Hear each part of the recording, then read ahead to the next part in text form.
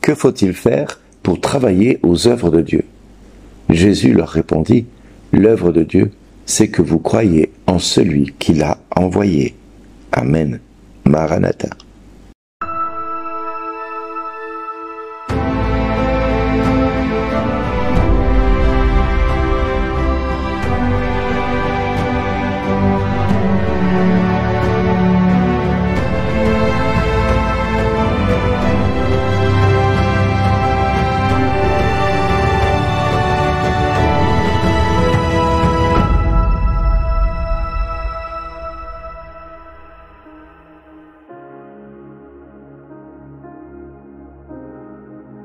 Bonjour les amis, nous sommes en 1985, un été chaud à Ars.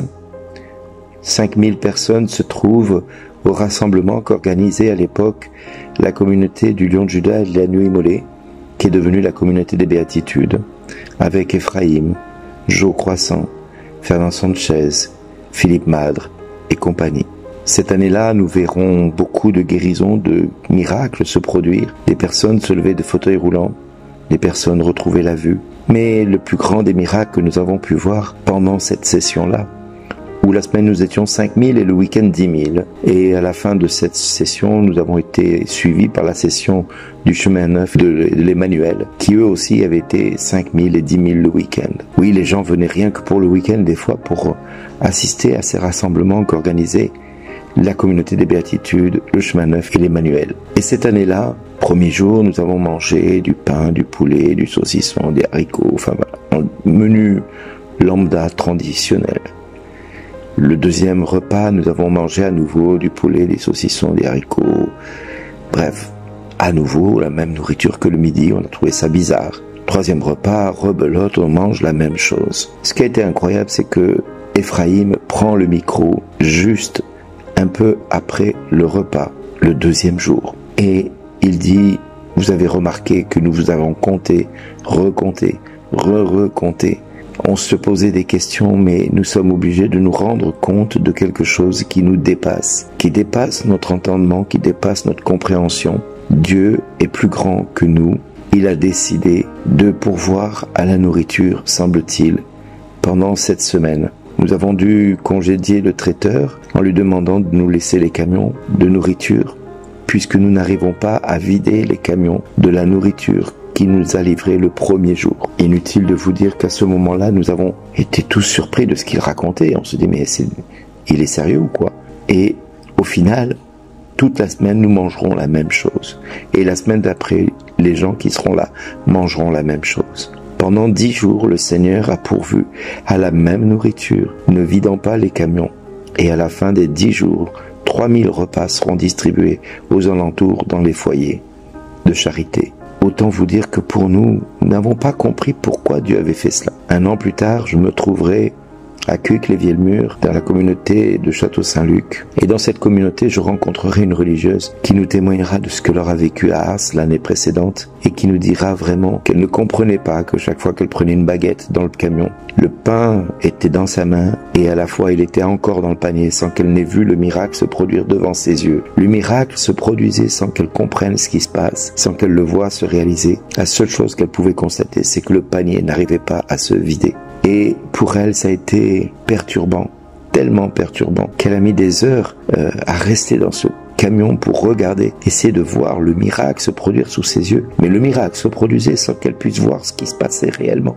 Alors, c'est là que nous pouvons comprendre l'évangile de ce jour. Les gens sont venus, pour certains, non pas pour voir le signe et comprendre ce que le signe signifiait, mais surtout pour être nourris. Et c'est vrai que nous, êtres humains, nous avons besoin des fois de comprendre certaines choses, mais on ne regarde pas du bon côté. En fin de compte, on est fixé sur un côté du miroir au lieu de contourner ce miroir et d'essayer de comprendre ce que Dieu essaie de nous dire. C'est ce qu'on appelle le langage implicite ou le langage prophétique de la parole de Dieu. Un message nous est donné et Dieu essaie de nous dire autre chose. Et ce matin, j'ai envie de nous dire à chacun de nous, face à tous ceux qui nous annoncent des temps difficiles, et je fais partie de ceux-là qui annoncent des temps difficiles pour l'Église et pour le monde, plusieurs solutions sont apportées par beaucoup de pseudo-prophètes. Je dis bien pseudo-prophètes parce que ils nous disent qu'il faut faire des réserves, de construire des arches où la nourriture sera là, où les maisons doivent être construites de telle ou telle manière. Les réserves doivent être faites pour 3 mois, pour d'autres c'est 6 mois, pour d'autres c'est 3 ans, pour d'autres c'est pour un certain temps. Bref, certains y vont de tous leurs arguments et de toutes leurs paroles. Au lieu de regarder de l'autre côté du miroir ce que Dieu essaie de nous dire à travers la parole de Dieu, pour en tirer une leçon personnelle et comprendre ce que Dieu attend de nous. Les Hébreux du temps du passage de l'Égypte à la terre promise, ils resteront 40 ans dans le désert. Pendant 40 ans, le Seigneur pourvoira à leur nourriture à travers la manne et l'écaille, à travers l'eau du désert également. Et là, nous pouvons nous poser la question. Le peuple hébreu, c'était pas 1 ou 2 personnes, c'était quelques centaines de personnes, allez, on va dire quelques milliers de personnes qui traversaient ce temps et qui étaient là. Et pendant 40 ans, le peuple hébreu va manger la même nourriture, fournie par Dieu lui-même. Et nous pensons aujourd'hui que 4000 ans plus tard, le peuple que nous sommes devrait faire des réserves de nourriture qui pourraient être du jour au lendemain contaminées par une bombe nucléaire, par les radiations qui nous contamineraient également rien qu'en la consommant ou en la touchant. Parce que nous serions déjà contaminés dans l'air, mais nous serions contaminés également dans la nourriture que nous ramasserions. Dans l'eau, nous voyons bien que ces solutions humaines ne sont pas celles que Dieu essaie de nous faire comprendre. Quand la persécution est arrivée dans l'Église, les chrétiens ont fui la persécution et de fait, le Saint-Esprit les a poussés à aller de l'autre côté de la terre pour annoncer la bonne nouvelle jusqu'aux extrémités de la terre. C'était un commandement de Jésus, mais comme il ne bougeait pas de Jérusalem, eh bien, le Seigneur a endurci le peuple romain, le peuple juif, au point de faire fuir les disciples jusqu'à l'autre bout de la terre pour annoncer à la fois la bonne nouvelle et sauver leur peau. Il faut être concret. Dieu n'est pas dans les stratégies humaines, il est dans une stratégie prophétique et divine. Il nous pousse à aller toujours plus loin pour chercher en lui la solution. Et c'est pour ça que j'ai pris la phrase du début, que faut-il faire pour travailler aux œuvres de Dieu? Ben déjà, certainement pas écouter tous les prophètes qui vous disent de faire des stocks de réserve de manière indéfinie. Parce que vous savez même pas si votre maison va rester debout. Vous savez même pas si vous allez être en vie dans 2 jours, ou dans 1 an, ou dans 10 ans.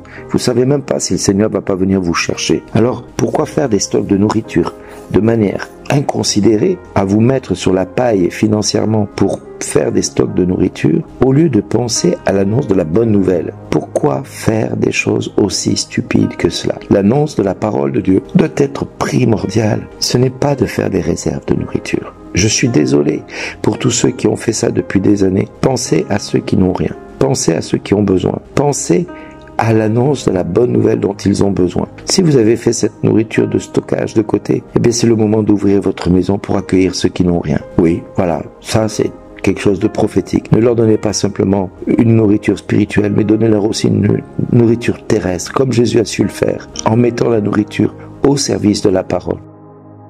La parole de Dieu va venir nourrir le peuple. Elle a besoin de cette nourriture spirituelle, mais elle a aussi besoin de cette nourriture terrestre que vous gardez de manière égoïste, en manière thésaurisée. Non, ne thésaurisez pas. Faites confiance à Dieu. Croyez que Dieu est capable de multiplier cette nourriture. Et c'est ce qui s'est passé du temps de la guerre en Yougoslavie, quand il y avait vraiment la guerre avec les Serbes et les Croates et les Bosniaques. Eh bien oui, les congélateurs ne se vidaient pas à Medjugorje pour recevoir les pèlerins qui venaient à Medjugorje. Demandez-leur comment ça s'est passé pendant la guerre, comment ils pouvaient se nourrir puisqu'il n'y avait plus d'approvisionnement. Eh bien leur congélateur ne se vidait pas et ils pouvaient en même temps accueillir les pèlerins. Voilà ce que Dieu est capable de faire. Alors pourquoi s'inquiéter du lendemain? Pourquoi s'inquiéter de ce qu'il viendrait à nous manquer? Puisque Dieu est capable de venir au secours de nos faiblesses. C'est pas moi qui le dis, c'est Paul. L'Esprit Saint viendra au secours de votre faiblesse, qui ne savons pas prier correctement.